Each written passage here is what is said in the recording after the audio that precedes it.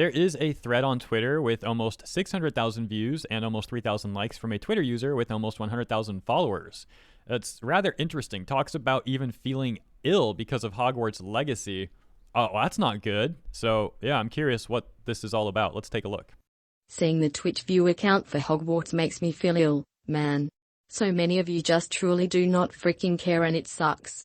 It's not the people who actively want people like me dead who make it impossible to live. It's the people like you who just do nothing.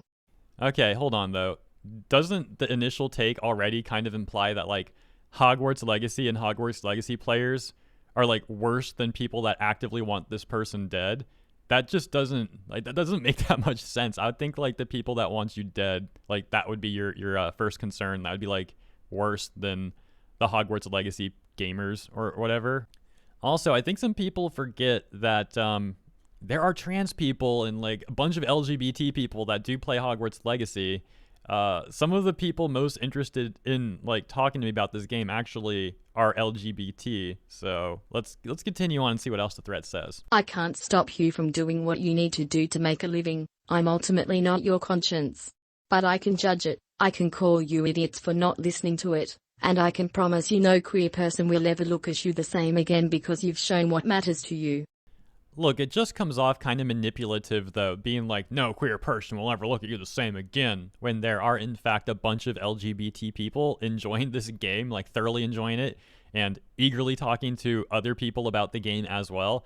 So, yeah, it just comes off manipulative to say something like that. And I think these sort of, like, really extreme statements are part of the reason why the boycott failed to begin with. And I'll also mention something I already brought up. I literally made a video, I don't know, 4 or 5 days ago or so, asking my trans viewers how they would feel if I played the game. I pretty much left it up to them. And by far the general consensus was, we don't care, just play the game. Some people even said, like, I actually want to see you play it. Like, please play it. And to be fair, it also goes the other direction. Like, just because LGBT people do enjoy Hogwarts Legacy and are playing it doesn't mean that all have to.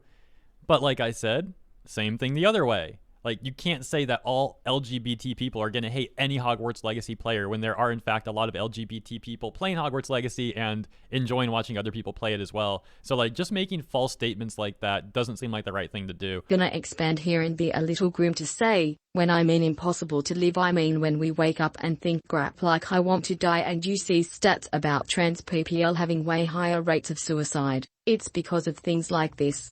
People like you who do nothing. Okay, well, that's a really hefty topic. Before I talk about that tweet, which I'm not going to talk about too much because it is a hefty topic and one I'm not that comfortable discussing. Like I said, though, before I even talk about it at all, I do want to mention, I do think this person actually makes some fair points coming up about their family, some personal stuff they're going to mention, which, again, I'll get to in a moment. Just a heads up, though, that, like I said, I do think they make some fair points about that.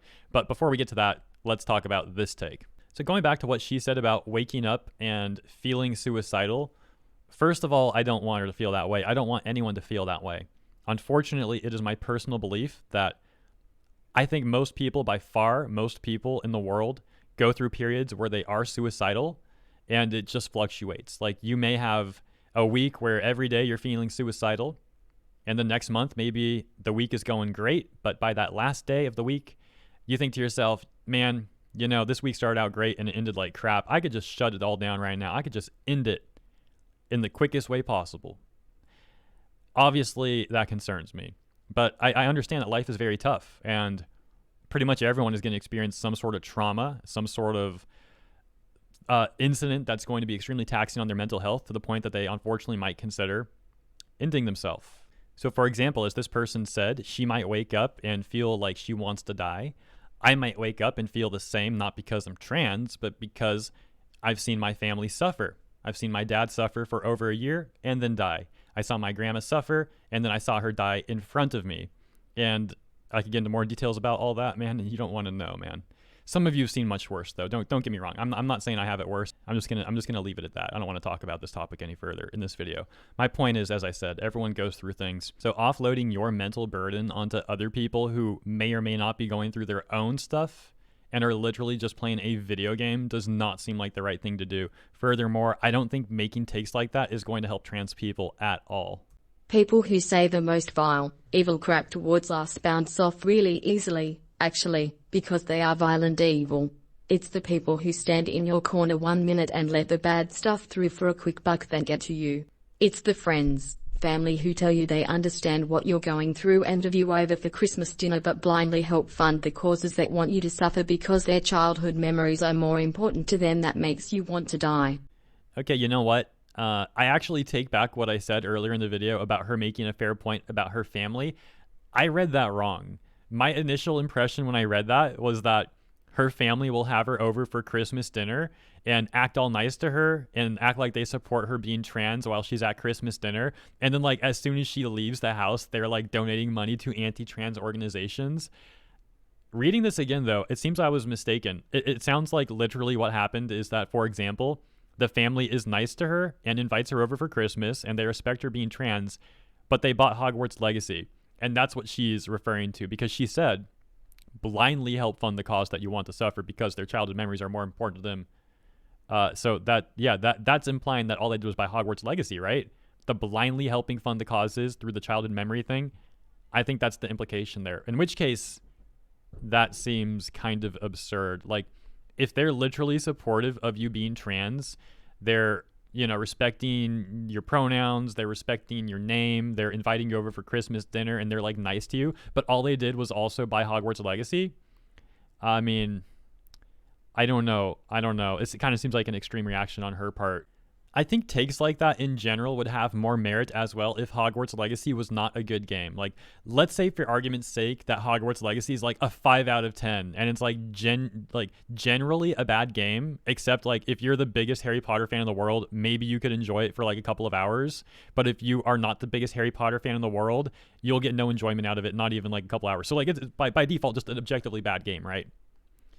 If that was the case and people were still like wanting to play this and stream it as much as they are now, I would even, to be fair, be like, okay, yeah, it does look like people are doing this out of spite more so.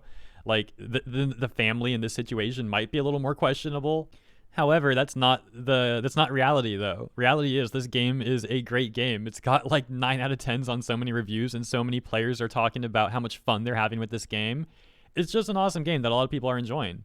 It's logging onto Twitch to see folks you've spent months cheering on in competitive game scenes because you thought you liked them as people and admired their hard work, only to see them completely ignore your plights when it matters, that make you wonder why bother, ever. This is what I meant by that. You're not part of the problem as much as you're the part that makes it a problem. Okay, well, I'm actually glad that she brought up how she cheers on people on Twitch in competitive gaming scenes, because a lot of those competitive gaming scenes are tied with companies that, as many people have brought up this point already, like this very, very common talking point, and for good reason. A lot of these gaming companies have also been caught up in situations involving like sexual harassment and or domestic abuse and awful things like that. So why do those companies get a pass? Oh yeah, it's fine to support the people streaming those companies and supporting those companies, but hey, if you play Hogwarts Legacy, you need to bow down to my demands. It's takes like that just come off really extreme and hypocritical and seem like they make weak points. Furthermore, they also try and like talk for an entire community of people that doesn't have a one like uniform opinion on this. So yeah, just not the best approach in my opinion. I like to end on a positive note, though. So to the gamers, I hope you're having fun with whatever games you're playing. And to the OP, I don't want her feeling bad. I don't want her feeling negative. I don't know what I could like possibly say to her at this point, except maybe like stop focusing so much on what other people are doing. Stop looking at the Twitch numbers if they're upsetting you for this game. Like, just, don't look at stuff that's going to upset you like that.